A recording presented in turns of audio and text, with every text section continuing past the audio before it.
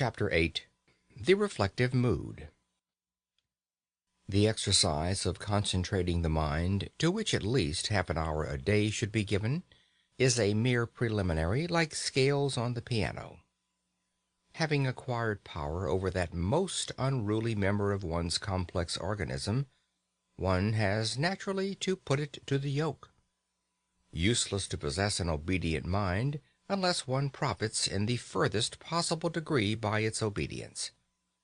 A prolonged primary course of study is indicated. Now, as to what this course of study should be, there cannot be any question. There never has been any question. All the sensible people of all ages are agreed upon it. And it is not literature, nor is it any other art, nor is it history, nor is it any science. It is the study of one's self. Man, know thyself. These words are so hackneyed that verily I blush to write them, yet they must be written, for they need to be written. I take back my blush, being ashamed of it.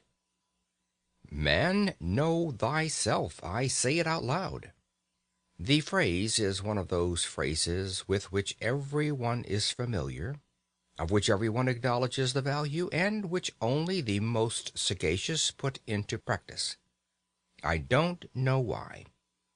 I am entirely convinced that what is more than anything else lacking in the life of the average well-intentioned man of today is the reflective mood. We do not reflect. I mean that we do not reflect upon genuinely important things, upon the problem of our happiness, upon the main direction in which we are going, upon what life is giving to us, upon the share which reason has or has not in determining our actions, and upon the relation between our principles and our conduct. And yet you are in search of happiness, are you not? Have you discovered it? The chances are that you have not. The chances are that you have already come to believe that happiness is unattainable. But men have attained it, and they have attained it by realizing that happiness does not spring from the procuring of physical or mental pleasure, but from the development of reason and the adjustment of conduct to principles. I suppose that you will not have the audacity to deny this.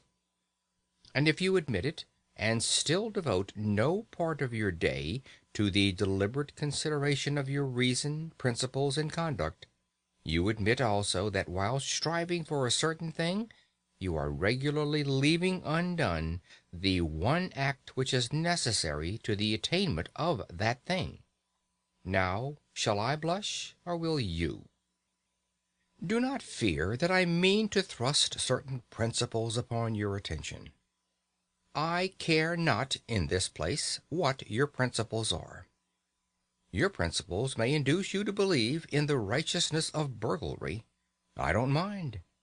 All I urge is that a life in which conduct does not fairly well accord with principles is a silly life, and that conduct can only be made to accord with principles by means of daily examination, reflection, and resolution. What leads to the permanent sorrowfulness of burglars is that their principles are contrary to burglary. If they genuinely believed in the moral excellence of burglary, penal servitude would simply mean so many happy years for them. All martyrs are happy because their conduct and their principles agree. As for reason, which makes conduct and is not unconnected with the making of principles, it plays a far smaller part in our lives than we fancy.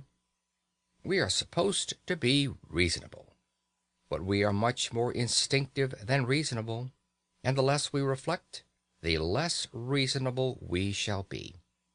The next time you get cross with the waiter because your steak is overcooked, ask reason to step into the cabinet room of your mind and consult her.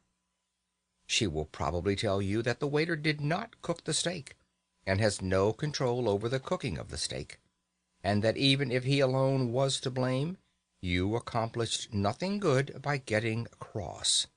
You merely lost your dignity, looked a fool in the eyes of sensible men, and soured the waiter, while producing no effect whatever on the steak.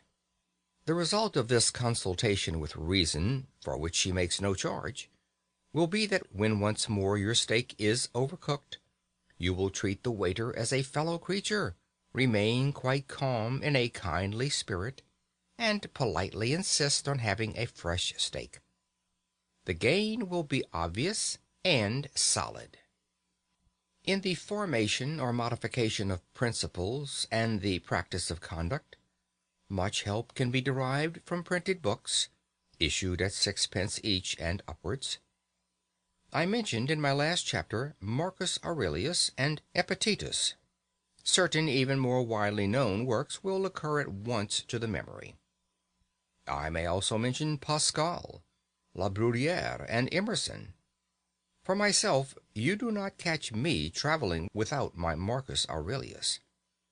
But reading of books will not take the place of a daily, candid, honest examination of what one has recently done, and what one is about to do, of a steady looking at oneself in the face, disconcerting though the sight may be. When shall this important business be accomplished? The solitude of the evening journey home appears to me to be suitable for it. A reflective mood naturally follows the exertion of having earned the day's living. Of course, if, instead of attending to an elementary and profoundly important duty, you prefer to read the paper, which you might just as well read while waiting for your dinner, I have nothing to say. But attend to it some time of the day you must. I now come to the evening hours. End of chapter 8.